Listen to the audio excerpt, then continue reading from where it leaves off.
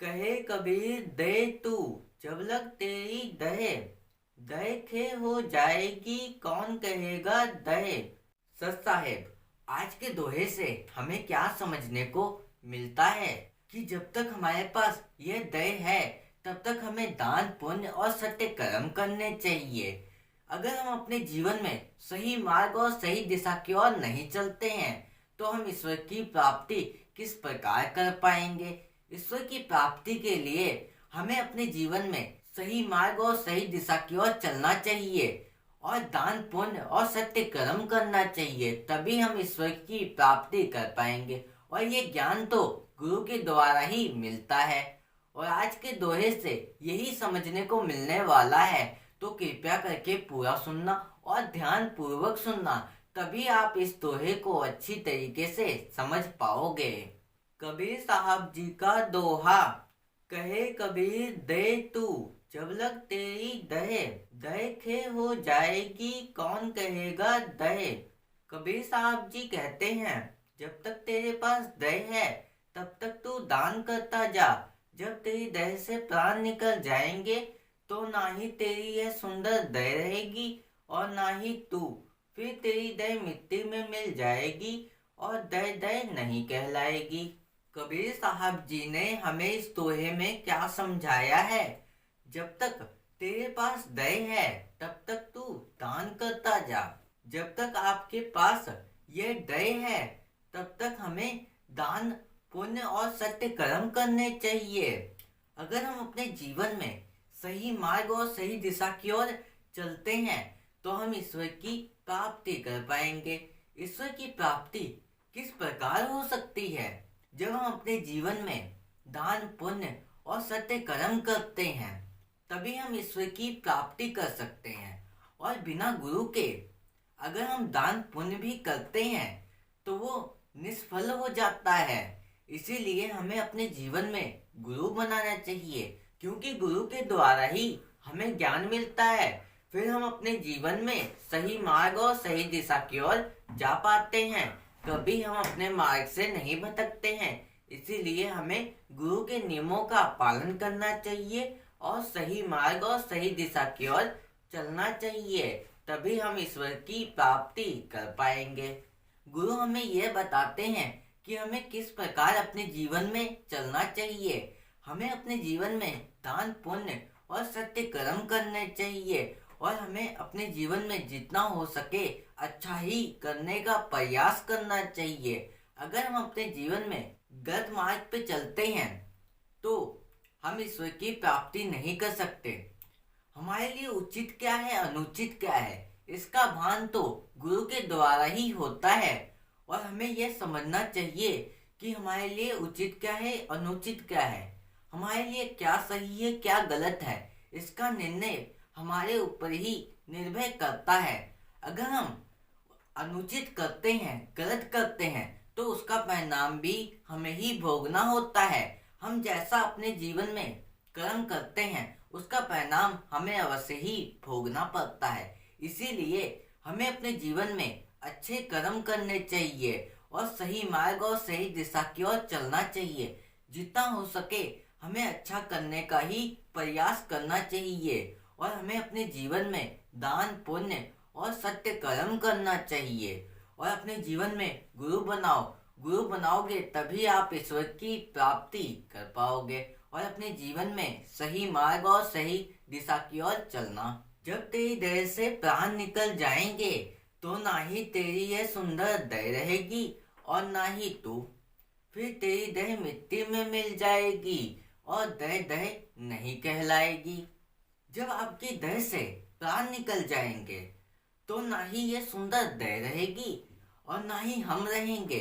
इसीलिए जब तक हमारे प्राण हैं तब तक हमें अपने जीवन में सही मार्ग और सही दिशा की ओर चलना चाहिए, भक्ति भाव करना चाहिए, भजन कीर्तन करना चाहिए।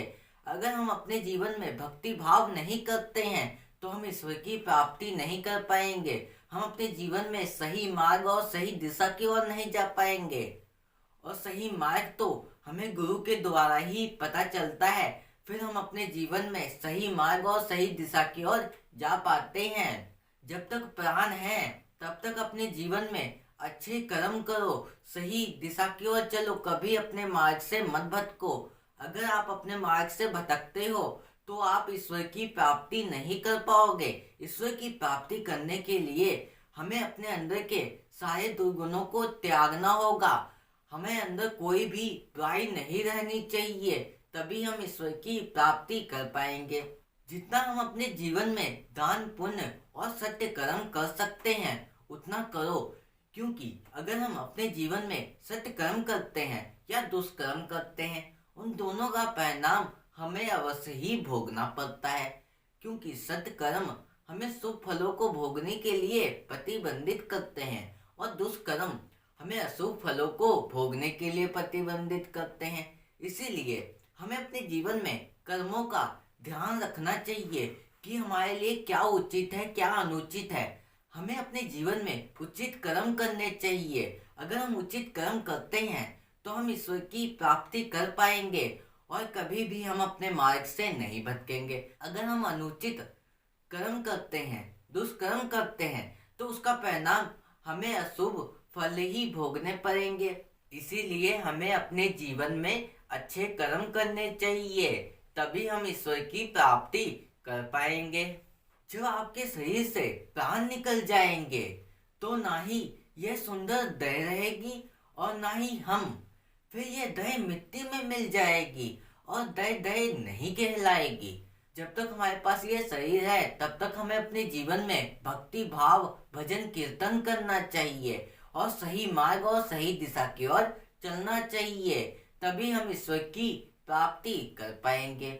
ईश्वर की प्राप्ति के लिए हमें अपने अंदर से सारे दुर्गुणों को त्यागना होगा, तभी हम ईश्वर की प्राप्ति कर पाएंगे।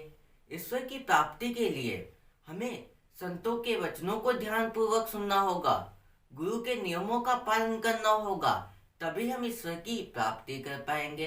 अगर हम संतों के वचनों को ध्यान पूर्वक नहीं सुनते हैं तो हम किस प्रकार अपने जीवन में सही मार्ग और सही दिशा की ओर जा पाएंगे। अपने जीवन में अगर सही मार्ग पे जाना चाहते हो तो संतों की संगत में रहो, क्योंकि उनकी संगत कभी निष्फल नहीं होती है। उनकी संगत से शुभ प्रभावों का लाभ होता है। हम अपने अंदर से सारे दुर्गुणों को त्याग देते हैं और ईश्वर की भक्ति करते हैं, सही मार्ग और सही दिशा की ओर चलने का प्रयास करते हैं, कभी हम अपने मार्ग से नहीं भटकते हैं। इसीलिए हमें अपने जीवन में संतों के सत्संग को ध्यान पूर्वक सुनना चाहिए, उनके वचनों को ध्यान पूर्वक सुनना चाहिए, तभी हम ईश्वर की प्राप्ति कर पाएंगे। हमारे लिए क्या उचित है, क्या अनुचित है, इसका भान तो हमें तभी होगा जब हम ज्ञान की प्राप्ति करेंगे। जब हमें ज्ञान ही नहीं मिलेगा तो हम प्राप्ति किस प्रकार कर पाएंगे।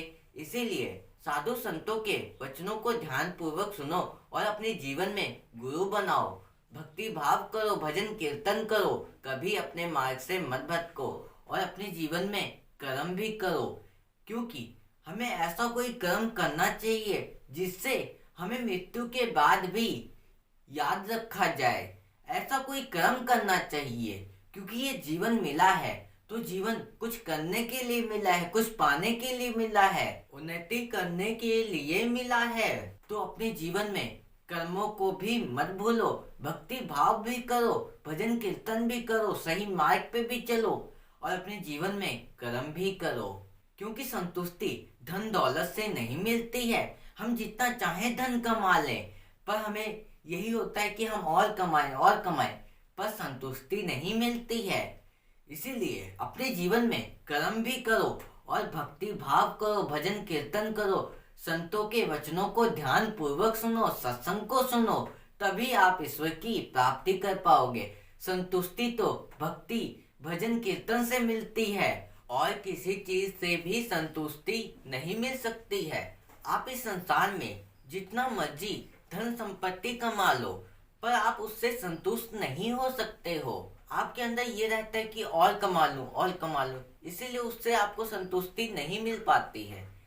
इसका मतलब ये भी नहीं है कि आपको धन संपत्ति नहीं कमानी है, कमाओ उसको भी, पर आप भक्ति मार्ग पे भी चलो, सही दिशा की ओर चलो, कभी अपने मार्ग से मत भटको। भक्ति मार्ग से ही आपके अंदर ऐसी भावना आ जाएगी कि सुख हो चाहे दुख हो, दोनों परिस्थितियों में एक समान रहोगे। इसीलिए हमें भक्ति मार्ग पर चलना चाहिए, सही दिशा की ओर चलना चाहिए, कभी हमें अपने मार्ग से नहीं भटकना चाहिए। और आपके हृदय के भाव तभी बदलेंगे जब आप संतों के सत्संग को ध्यान पूर्वक सुनोगे, गुरु के नियमों का पालन करोगे, तब जाके आप ईश्वर की प्राप्ति कर पाओगे। ईश्वर की प्राप्ति तो अपने हृदय के सारे दुर्गुणों को त्यागने के बाद हो पाती है। इसीलिए हमें अपने जीवन में सही मार्ग और सही दिशा की ओर चलना चाहिए, कभी हमें अपने मार्ग से नहीं भटकना चाहिए। जब तक आपके पास यह शरीर है तब तक आप अपने जीवन में दान पुण्य और सत्य कर्म करो, जितना हो सके अच्छा करने का प्रयास करो, किसी की सहायता किसी की मदद करने का प्रयास करो, तभी आप अपने जीवन में परमेश्वर की प्राप्ति कर पाओगे। और कभी भी अपने जीवन में अपने लक्ष्य के मार्ग से भी मत भटकना, अपने जीवन में सफलता को भी प्राप्त करो और अपने जीवन में भक्ति भाव भजन कीर्तन भी करो, तभी आप अपने जीवन में उन्नति कर पाओगे। कभी भी किसी का अहित नहीं करोगे, किसी को दुख या तकलीफ नहीं पहुंचाओगे, किसी की सहायता किसी की मदद करने का आपके अंदर का भाव बन जाएगा, तब आप अपने जीवन में सही मार्ग और सही दिशा की ओर जा पाओगे। और आज के लिए बस इतना ही, फिर मिलेंगे ऐसे ही एक नए दोहे के साथ। और इस चैनल पर ऐसे ही कबीर साहब जी के रोज नए नए दोहे आते रहेंगे, उससे सुनने के लिए चैनल को सब्सक्राइब कर लेना। सत साहेब।